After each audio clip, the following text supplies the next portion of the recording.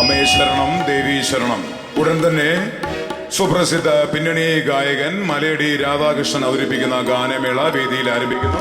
ഗാനമേളയുടെ നല്ല ആസ്വാദനത്തിനായി വേദിക്ക് ഏറെ അകലെയായിരിക്കുന്നവർ വേദിക്ക് അരികിലേക്ക് വന്നിരിക്കുമെന്ന് കമ്മിറ്റി താഴ്മയെ അഭ്യർത്ഥിക്കുന്നു. മലയടി രാധാകൃഷ്ണൻ അവതരിപ്പിക്കുന്ന സൂപ്പർ ഹിറ്റ് ഗാനമേള ഉടൻ തന്നെ വേദിയിൽ ആരംഭിക്കുന്നു.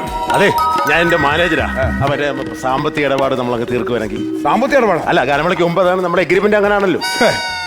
എന്റെ കൂട്ടുകാരെ, നിങ്ങൾക്ക് ഈ അമ്പലത്തിന്റെ ചരിത്രം അറിയാമോ? അറിയാം. എങ്ങനെ? ഒരു കുന്നിന്റെ മേളിൽ നിന്ന് നമ്മുടെ ദേവി ആരന്റെ തെളിയിട്ട് അത് അമ്പലത്തിന്റെ ചരിത്രം അറിയാം. കമ്മിറ്റിയുടെ ചരിത്രം അറിയാമോ? ഇല്ല. അതായത് പരിപാടി കഴിഞ്ഞാൽ ഉടൻ തന്നെ ഞങ്ങൾ കാശ് കൊടുക്കുള്ളൂ. പരിപാടിക്ക് മുമ്പ് ഞങ്ങൾ കാശ് കൊടുക്കത്തില്ല. ആണല്ലേ? അപ്പൊ ബാക്കി കാര്യങ്ങളെല്ലാം ഓക്കെ. ഒന്നും ടെൻഷൻ അടിക്കണ്ട. അത് നമുക്ക് തുടങ്ങണം. 9:30 മണിക്ക് തുടങ്ങണം. മലയടി വന്നോണ്ടിരിക്കുന്നേ ഉള്ളൂ. അത് വന്നില്ല ഇതുവരെ. പുള്ളി മലയടി രാധാകൃഷ്ണൻ വന്നോണ്ടിരിക്കുന്നു. വിളിക്കാം. ഹലോ നിങ്ങൾ കുറെ നേരമായല്ലോ ഇപ്പൊ തുടങ്ങും എന്ന് പറയുന്നത്. എന്താ ഗാനമേള തുടങ്ങാത്തത്? അതെ, നമ്മുടെ മെയിൻ ആള് വരാനുണ്ട്. അതെ, മെയിൻ ആള് വന്നില്ലേ? സ്പോൺസറുടെ ഭാര്യയാണ്. എന്റെ ദൈവമേ, താമസിക്കുവാണോ? കുഴപ്പമില്ല. അത് പോട്ടെ, ഇപ്പൊ ഇവിടെ അനൗൺസ് ചെയ്തത് ആരാ? ഞാനാണ് അനൗൺസ് ചെയ്ത്. എന്താ സ്പോൺസറുടെ പേര് പറയാത്തത്? സ്പോൺസർ പേര് ഞാൻ പറഞ്ഞായിരുന്നു. ഇല്ല, പറഞ്ഞില്ല. പറഞ്ഞില്ലേ? കണിയാമ്പറമ്പിൽ ദിനേശൻ സ്പോൺസർ ചെയ്യുന്ന ഗാനമേള എന്ന് എന്തുകൊണ്ട് പറയുന്നില്ല?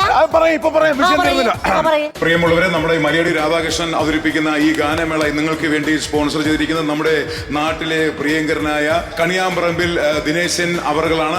ഒപ്പം അദ്ദേഹത്തിന്റെ ഭാര്യയുമുണ്ട്. ഇവർക്ക് ഞങ്ങളുടെ നന്ദിയും കടപ്പാടും അറിയിക്കുന്നു. ഇടയ്ക്കിടയ്ക്ക് ഇങ്ങനെ പറയാൻ മറക്കണ്ട. എന്നാ പിന്നെ വേഗം തുടങ്ങിക്കോ.